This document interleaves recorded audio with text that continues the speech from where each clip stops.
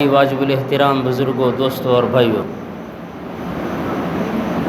مختصر سے ٹائم میں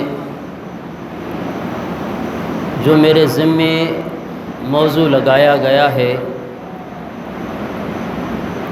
ایصال ثواب کی شرعی حیثیت، اس کے متعلق چند معروضات آپ احباب کے سامنے بیان کر کے آپ سے اجازت چاہتا ہوں۔ بڑی توجہ کے ساتھ،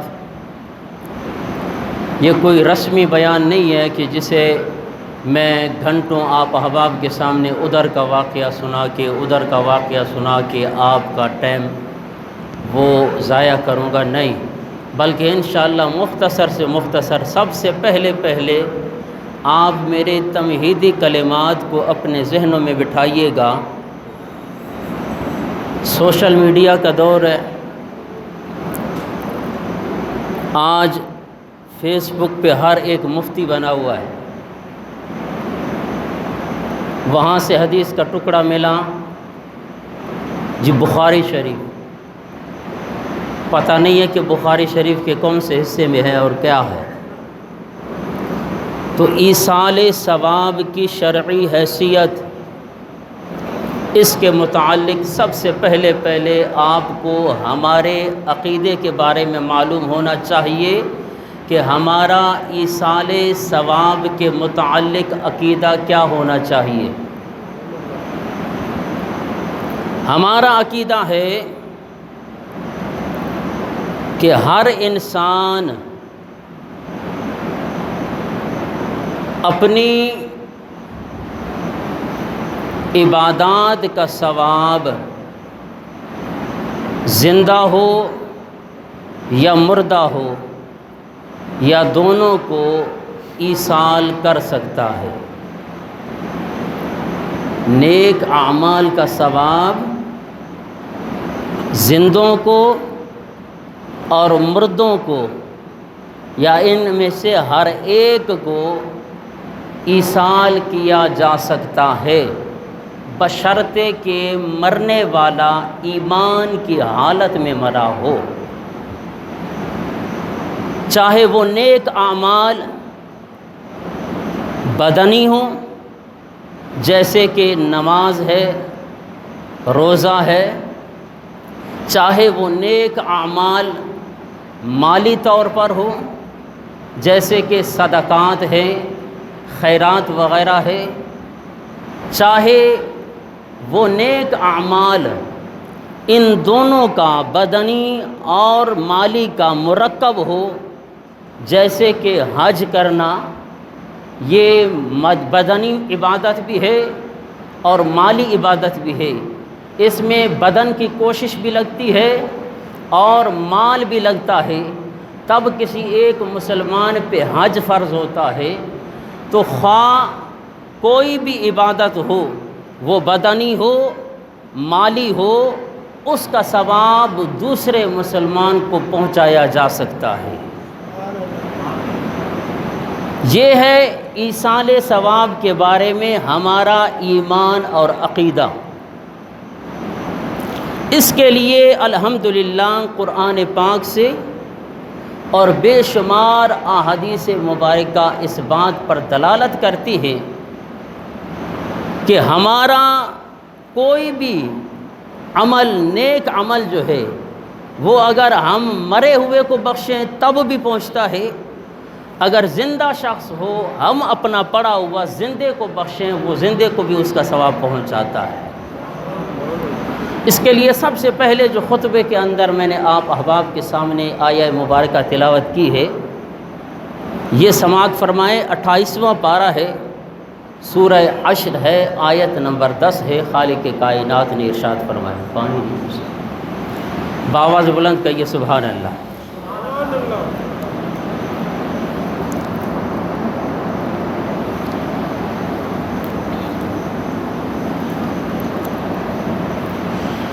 والذین جاءوا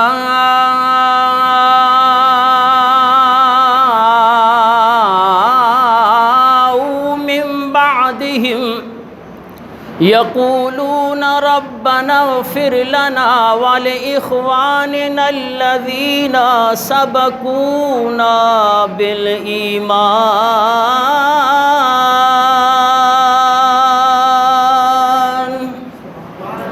کہیے سبحان اللہ۔ آپ کی ابھی تک ذہنیت نہیں بنی ہوئی ہے کہ جناب جب قرآن پڑھا جائے جو ایک مرتبہ سبحان اللہ کہتا ہے اللہ اسے 90 نیکیاں عطا فرماتا ہے، 90 گناہ مٹا دیتا ہے، 90 درجات بلند کر دیتا ہے۔ رب دینے میں بخل نہیں کرتا ہے، بندہ پھر لینے میں کیوں بخل کرے؟ بآواز بلند چو سبحان اللہ۔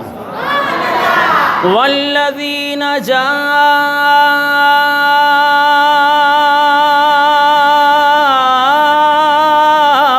من بعدهم یقولون ربنا اغفر لنا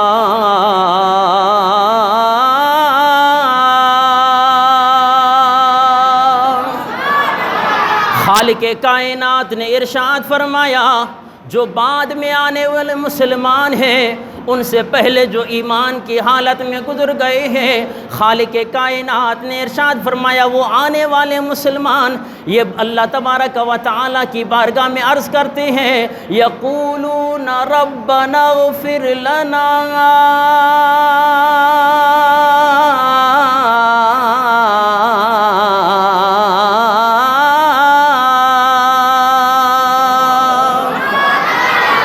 وہ یہ دعا کرتے ہیں کہ خالق کائنات ہماری بخشش فرما، وَلِإِخْوَانِنَا الَّذِينَ سَبَقُونَا بِالْإِيمَانِ۔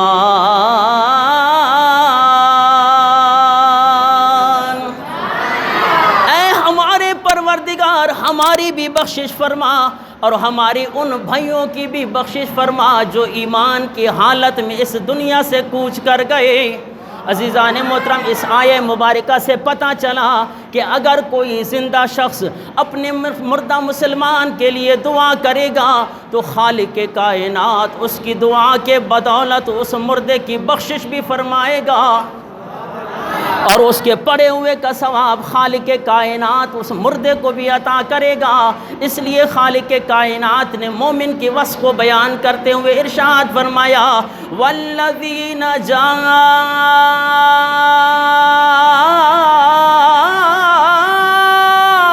من بعدهم یقولون ربنا اغفر لنا ولإخواننا الذین سبقونا بالایمان۔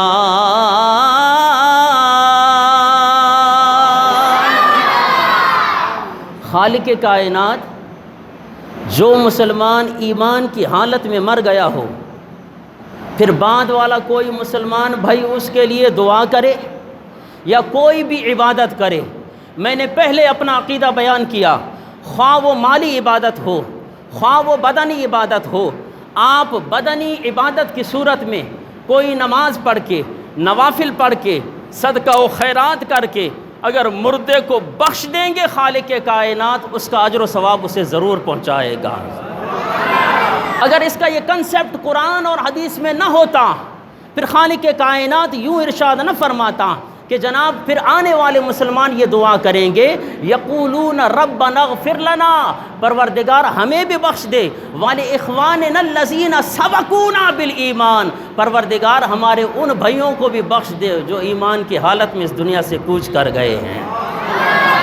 اور ایصال ثواب کے لیے قرآن پاک سے دوسری دلیل جو حضرت ابراہیم علیہ السلام نے خود اپنے لیے بھی دعا کی اور یہ انبیاء کرام کا دعا کرنا یہ ہمارے لیے سنت مبارکہ ہے۔ انبیاء بتا رہے ہیں کہ ربنا اغفر لی ولوالدی وللمؤمنین یوم یقوم الحساب، کہ پروردگار میری بھی بخشش فرما، میرے والدین کی بھی بخشش فرما اور مؤمن مسلمانوں کی بھی بخشش فرما۔ اگر ایصال ثواب کا یہ کنسیپٹ قرآن اور حدیث سے نہ ہوتا تو کبھی بھی انبیاء کرام اپنے والدین کے لیے اور اپنے سے پہلے گزرے ہوئے ان مومن مسلمانوں کے لیے جو ایمان کی حالت میں اس دنیا سے کوچ کر گئے ہیں ان کے لیے دعا کبھی بھی وہ نہ کرتے۔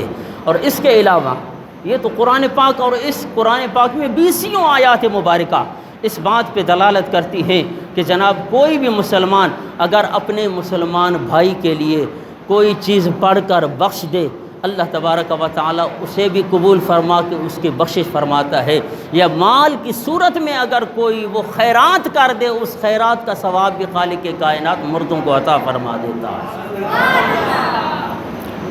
اب مشکوٰۃ شریف، ابو داؤد، ترمذی، سیاہ ستہ کی معتبر کتب میں یہ حدیث مبارکہ موجود ہے۔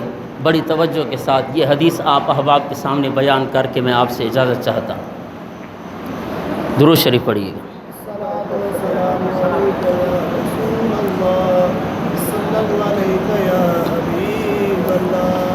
حدیث پاک ہے، وعن ابی ہریرہ قال قال رسول اللہ صلی اللہ علیہ وسلم، حضرت ابو ہریرہ رضی اللہ تعالیٰ عنہ روایت کرتے ہیں کہ نبی کریم صلی اللہ تعالیٰ علیہ وسلم نے ارشاد فرمایا، اذا مات الانسان انقطع عملہ الا من ثلاثۃ،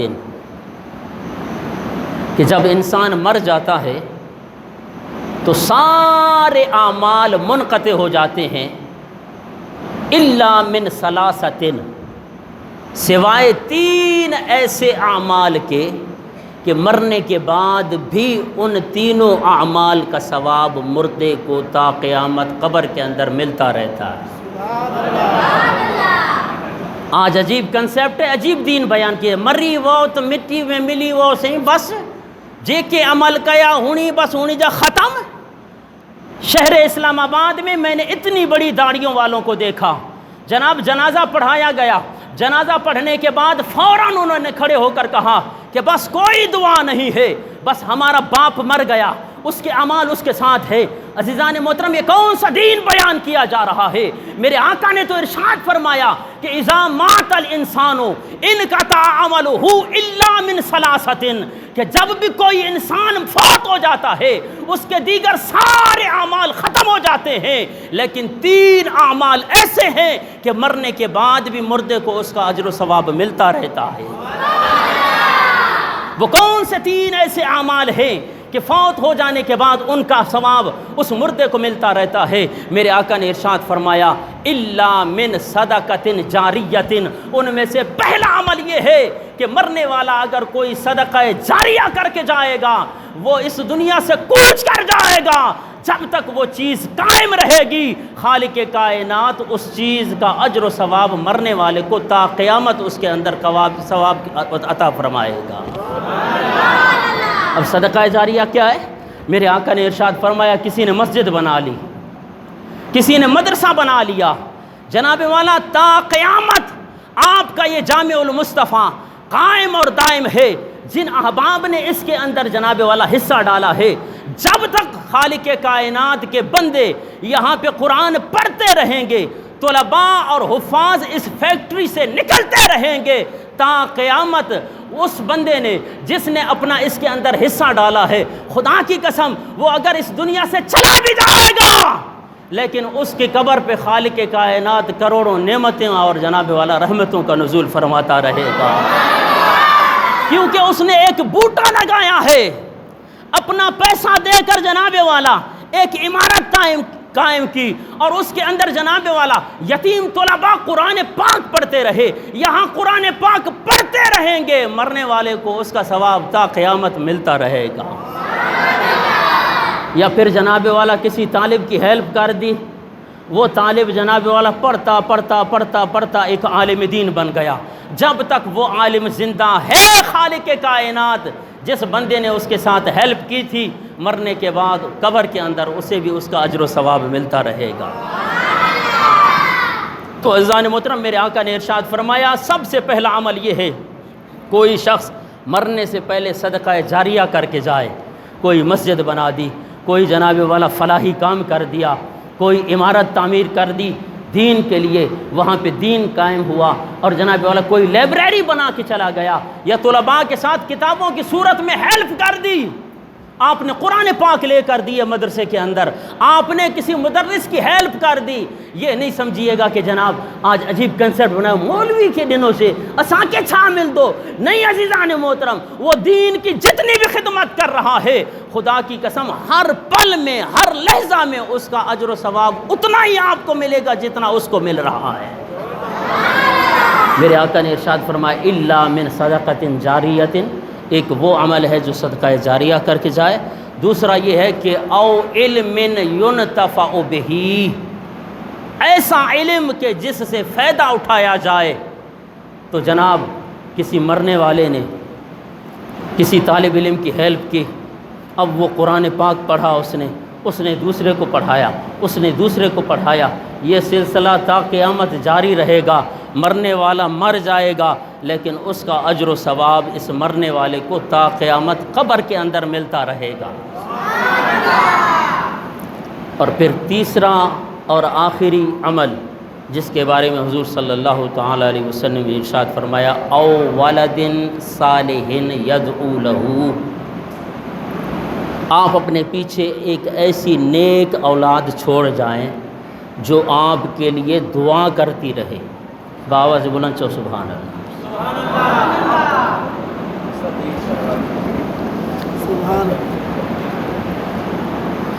ولد صالح یدعو لہ، وہ نیک اولاد جو آپ کے مرنے کے بعد آپ کے لیے دعا کرتی رہے، خالق کائنات آپ کے مرنے کے بعد اس کا اجر و ثواب آپ کو دیتا رہے گا۔ یہ دیکھیں اس میں ولد صالح یہ موصوف ہے، یدعو لہ یہ اس کی صفت ہے۔ صرف نیک اولاد کا چھوڑ جانا یہ اس مردے کے لیے کار خیر نہیں ہے، بلکہ یہ ہے کہ ولد صالح یدعو لہ، وہ اس کے لیے دعا بھی کرتا رہے۔ تو اس سے پتہ چلتا ہے کہ اپنے بچوں کی تربیت ایسے مدارس میں کی جائے جن مدارس میں یہ کنسیپٹ بنایا جائے کہ جناب مرنے کے بعد والدین کے لیے دعا کی جائے۔ ایسے مدرسوں میں اپنے بچوں کو تعلیم دے جہاں پہ جس مدرسے کے اندر طالب علم کی یہ ذہنیت بنائی جائے کہ پٹر جدی تجھے پی مری وئے، پی جے مرن کو بعد قرآن پاک پڑھی کرے، پی کے فاتحہ بخش دو کر خالق کائنات تجھے پی کے اجر و ثواب عطا کر دو۔ ایسے نہیں کہ جو مر گیا مردود نہ فاتحہ نہ درود، مرن کو بعد چھا مل دو، وہ تمہارے مردے ہوں گے جن کو نہیں ملتا ہوگا۔ میرے آقا نے ارشاد فرمایا 3 ایسے عمل ہیں مرنے کے بعد مرنے والا اگر مر بھی گیا ہے، بہت سارے ایسے واقعات ہیں عزیزان محترم۔ ایک حدیث پاک ہے کہ ایک شخص جب دنیا سے فوت ہو جاتا ہے تو وہ گناہ گار ہوتا ہے، لیکن پھر وہ پیچھے ایک ایسی نیک اولاد چھوڑ کے جاتا ہے کہ اس کے بعد وہ نیک عمل کرتی رہتی ہے، والدین کے لیے دعا کرتی رہتی ہے، والدین کے لیے صدقہ و خیرات کرتی رہتی ہے۔ پھر خالق کائنات اس بچے کے صدقے میں اس والدین کی بخشش فرما دیتا ہے۔ پھر وہ شخص خالق کائنات کی بارگاہ میں التجا کرتا ہے، پروردگار میں تو گناہ گار تھا، میرا تو کوئی عمل نہ تھا، میں نے تو کوئی نیکی کا کام بھی نہیں کیا تھا، اتنی پہاڑوں جیسی نیکیاں میرے سامنے آ گئی ہیں، میں نے تو دنیا میں رہ کر بہت سارے گناہ کیے تھے۔ خالق کائنات کی طرف سے آواز آئے گی، ہاں تو گناہ گار تھا، یہ سارے تیرے گناہ تھے، لیکن تو پیچھے نیک اولاد چھوڑ کے آیا تھا، وہ ہمیشہ تیرے لیے دعا کرتی رہی ہے، تیرے بیٹے کی دعا کی بدولت میں نے تجھے بخش دیا ہے۔ اور جی قبر میں کچھ نہیں ہوتا تو بخاری شریف کی حدیث مبارکہ ہے، حضور نبی کریم صلی اللہ تعالی علیہ وسلم کا گزر 2 قبروں سے ہوا تو میرے آقا نے ارشاد فرمایا کہ ان 2 قبر والوں کو عذاب ہو رہا ہے۔ قربان جاؤں، نبی اگر قبر کے اوپر ہوں تو قبر کے نیچے والے کو دیکھ لیتے ہیں۔ نبی کو دیوار کے پیچھے کا علم نہیں ہے، وہ تمہارا نبی ہوگا جس کو دیوار کے پیچھے کا علم نہیں ہے۔ ہمارا نبی کون ہے کہ سب سے اولا وہ اعلیٰ ہمارا نبی، سب سے اولا وہ اعلیٰ ہمارا نبی، سب سے بالا وہ اعلیٰ ہمارا نبی، سب سے بالا وہ اعلیٰ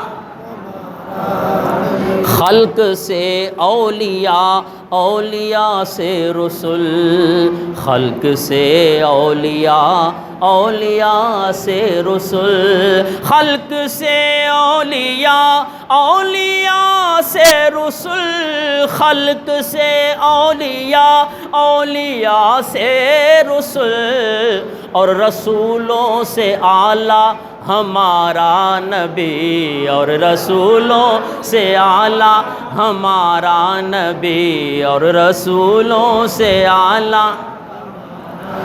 غمزدوں کو رضا مجدہ دیجئے کہ ہے، غمزدوں کو رضا مجدہ دیجئے کہ ہے، غمزدوں کو رضا مجدہ دیجئے کہ ہے، بے کسوں کا سہارا ہمارا نبی، بے کسوں کا سہارا ہمارا نبی، بے کسوں کا۔ تو حضور نبی کریم صلی اللہ تعالی وسلم نے فرمایا کہ ان دو قبروں والوں کو عذاب ہو رہا ہے، اور پھر میرے آقا نے یہ بھی بتا دیا کہ کس سبب سے ہو رہا ہے۔ صحابہ تمہیں پتہ ہے کہ ان کو عذاب کیوں ہو رہا ہے؟ ایک کو عذاب اس لیے ہو رہا ہے کہ یہ پیشاب کے چھینٹوں سے بچا نہیں کرتا تھا، اور دوسرے کو عذاب اس لیے ہو رہا تھا یہ چغل خوری کرتا تھا۔ تو میرے آقا نے وہ سبب بھی بتا دیا کہ جن سبب سے ان قبر والوں کو عذاب ہو رہا ہے۔ تو پتہ چلا کہ نبی کو اپنے امتی کے اعمال کی بھی خبر ہے، نبی کو اپنے امتی کے اعمال کی، احوال کی خبر ہے۔ تبھی تو میرے آقا نے فرمایا ان دو مردوں کو اس لیے جناب عذاب دیا جا رہا ہے، ایک چغل خور تھا، دوسرا اپنے پیشاب کے چھینٹوں سے نہیں بچا کرتا تھا۔ میرے آقا نے فرمایا میرے صحابہ یہ سبز ٹہنی لے کر آؤ، یہ کھجور کی شاخ لے کر آؤ۔ میرے آقا نے فرمایا تو صحابہ وہ کھجور کی شاخ لے آئے۔ بخاری شریف کی حدیث مبارکہ ہے، میرے آقا نے ان شاخ کے دو حصے کر دیے، ایک حصہ اس قبر پہ رکھ دیا، ایک حصہ اس قبر پہ رکھ دیا۔ صحابہ نے عرض کی کہ یا رسول اللہ یہ آپ نے کیا کیا ہے؟ میرے آقا نے ارشاد فرمایا جب تک یہ شاخیں سبز رہیں گی خالق کائنات اس کی بدولت ان کے عذاب میں تخفیف فرما دے گا۔ جب دو سبز درخت کی پتیاں اگر قبر کے اوپر رکھ دی جائیں خالق کائنات ان کے صدقے میں مرنے والے کے جناب عذاب کے اندر تخفیف فرما دیتا ہے۔ پھر اگر کوئی بیٹا اپنے باپ کو قرآن بخش دے تو پھر اس کی زندگی کا کیا عالم ہوگا، اس کے ثواب کا کیا عالم ہوگا۔ اگر میرے آقا نے رکھ کے بتا دیا کہ سبز کھجور کی شاخیں اگر قبر پہ رکھی رہے وہ اللہ اللہ کرتی رہیں گی، مردے کو اس کا اجر و ثواب ملتا رہے گا۔ تو اس لیے آپ ایسا عمل کر کے جائیں کہ وہ عمل تا قیامت باقی رہے۔ آپ فوت ہو جائیں گے خالق کائنات اس کا اجر و ثواب آپ کو تا قیامت عطا فرماتا رہے گا۔ جس طرح کہ یہ آپ کا جامعہ آپ کے سامنے ہے، خدا کی قسم ہمارا دل خوش ہوتا ہے۔ یہ اہل محلہ بڑے خوش نصیب ہیں، اتنی بڑی عمارتیں یا اتنی بڑی مسجد یہ کوئی معمولی پیسوں سے نہیں بنتی ہے، یہ آپ ہی کا تعاون ہے۔ لیکن ہم آپ کو پھر بھی یہ کہہ رہے ہیں یہ نہ سمجھیے گا کہ آج ہم نے صرف عمارت بنا دی ہے، آج ہم نے صرف مسجد بنا دی ہے تو بس ہمارا کام پورا ہو گیا ہے۔ نہیں، جب تک آپ زندہ ہیں جتنی بھی توفیق ہوتی رہتی ہے اپنی زندگی میں، اپنی صحت میں مسجد میں بھی تعاون کیجئے اور مدرسے میں بھی تعاون کیجئے۔ انشاءاللہ مرنے کے بعد اس کا ثواب آپ کو تا قیامت اس کا اجر و ثواب ملتا رہے گا۔ اور یہ علماء کے ساتھ تعاون کرنا اور جناب یہ طلباء کے ساتھ تعاون کرنا، اس کے بارے میں ایک واقعہ آپ کو بیان کر کے میں آپ سے اجازت چاہوں۔ جناب سلطان محمود سبکتگین کو 3 باتوں پر شک تھا، وہ ہمیشہ اس تجسس میں رہتا تھا۔ پہلے تو اس بات پر شک تھا، اس کو یہ پتہ نہیں تھا کہ میرا باپ سبکتگین ہے کہ نہیں ہے، اس کو اپنے باپ کے بارے میں علم نہیں ہے کہ میرا باپ کون ہے۔ دوسرا اس کو اس بارے میں شک ہوتا تھا کہ بھئی قیامت قائم نہیں ہوگی، بس جو مر گیا مر گیا، قیامت کا کوئی وجود نہیں ہے۔ اور دوسرا وہ حدیث حضور صلی اللہ تعالی علیہ وسلم نے فرمایا نا العلماء ورثۃ الانبیاء، علماء یہ دین کے وارث ہیں۔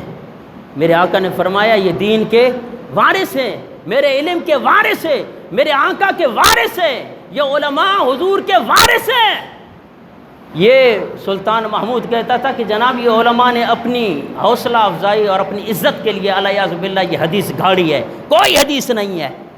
یہ ایسے بس علماء اپنی شان بیان کرنے کے لیے کہتے ہیں کہ جی العلماء ورثۃ الانبیاء، کہ جناب یہ علماء انبیاء کرام کے ورثاء ہیں۔ تو ان تین باتوں کے اندر سلطان سبکتگین کو جناب والا ہمیشہ شک رہا کرتا تھا۔ ایک رات جناب والا باہر نکلتا ہے تو پھر اس کا خادم وہ شمعدان لے کر اس کے آگے چل رہا ہے، تو وہ کیا دیکھتا ہے کہ ایک طالب علم ہے، جیسے ہی شمعدان جو ہے وہ ویسے نزدیک آتا ہے اس شمعدان کے، کتاب کو سامنے لا کر اپنا سبق یاد کرتا ہے۔ جب وہ خادم دوبارہ، کیونکہ بادشاہ اب ٹہل رہا ہے، جب روشنی وہاں چلی جاتی ہے، طالب علم اپنی کتاب بغل میں لے کے اس سبق کو یاد کر رہا ہے، وہ گردانے یاد کر رہا ہے، کل استاد کو یہ سبق سنانا ہے۔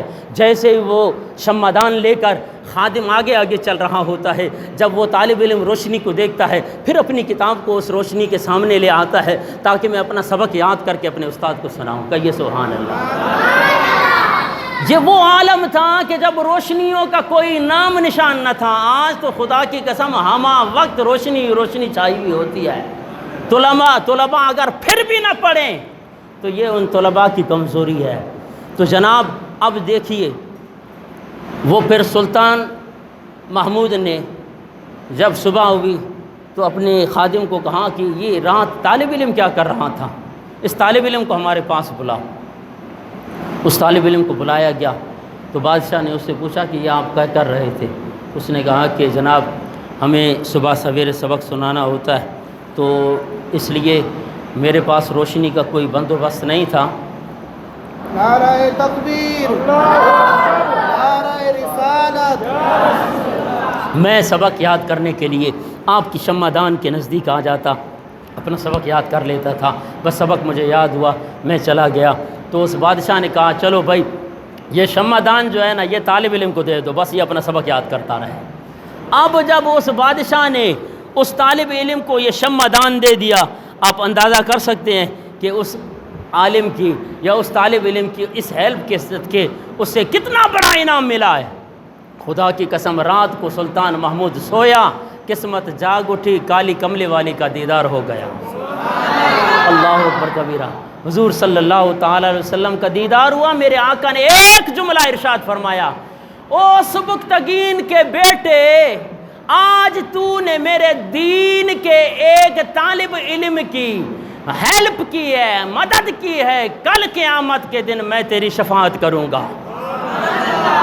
بس اس کے آقا دو جہاں صلی اللہ تعالی علیہ وسلم کے ایک ہی جملے کے اندر سلطان سبکتگین کے جو 3 سوالات تھے جن میں وہ ساری زندگی لگاتا رہا، اس نے کہا کہ میرا باپ کون ہے؟ میرے آقا نے بتا دیا کہ تیرا باپ سبکتگین ہے۔ وہ سبکتگین کے بیٹے جہاں آج تو نے میرے دین کے ایک وارث کی مدد کی ہے، تو اس حدیث کا بھی اسے علم ہو گیا کہ میرے آقا نے ارشاد فرمایا العلماء ورثۃ الانبیاء، یہ جو علماء ہیں یہ انبیاء کرام کے وارث ہیں۔ تو میرے آقا نے فرمایا کہ میرے دین کے وارث کی تو نے مدد کی ہے، کل قیامت والے دن میں تیری شفاعت کروں گا۔ یہ بھی میرے آقا نے بتا دیا کہ تیرے ذہن کے اندر یہ بات رہتی ہے کہ مرنے کے بعد کوئی قیامت کا کنسیپٹ نہیں ہے، نہیں، قیامت قائم ہوگی، اور جب قیامت قائم ہوگی تو نے جو طالب علم کے ساتھ مدد کی ہے اس کے بدلے میں کل قیامت والے دن تیری شفاعت بھی کروں گا۔ تو اس لیے عزیزان محترم آپ بھی بڑے خوش نصیب ہیں، اور اسی طرح ہمیشہ جتنا ہو سکتا ہے آج ہمارے محلوں میں یا ہمارے جو معاشرے کے اندر ایک اور وبا ہے، سال سال میں ہم اپنے باپ کی بہت بڑی خیرات کر دیتے ہیں۔ ذرا سوچئے گا، آپ کے محلے میں بھی ایسے لوگ ہوں گے کہ جو سال میں جناب والا 50 دیگیں یا 30 دیگیں لگا کر 2 بیل ذبح کر دیتے ہیں۔ آپ کی میں مانتا ہوں کہ اس کو ثواب ملے گا، لیکن عزیزان محترم وہ وقتی ثواب ہے، وقتی ثواب ہے۔ میرے آقا نے ارشاد فرمایا کہ ایسا کام کر جاؤ، ایسا نیک عمل کر جاؤ کہ آپ فوت ہو جاؤ، وہ نیک عمل آپ کا باقی رہے تا قیامت، اس کا اجر و ثواب آپ کو ملتا رہے گا۔ آپ نے اتنا، اب دیکھیں اس دور کے اندر آپ اگر 2 بیل ذبح کر کے 30 دیگیں لگاتے ہیں، کم از کم 2 لاکھ روپیہ تو آپ کا خرچہ آ رہا ہے۔ وہ 2 لاکھ آپ مدرسے میں اگر دے دیں کہ جس کے ساتھ عزیزان محترم طلباء حفاظ بنتے رہیں، ایک بھی حافظ قرآن بن جائے، خدا کی قسم تو آپ کی زندگی سنور جائے گی۔ تو پھر ہم اپنا یہ ذہن بنا لیں کہ ایسا کام کر جائیں جس سے تا قیامت ہمیں اس کا اجر و ثواب ملتا رہے۔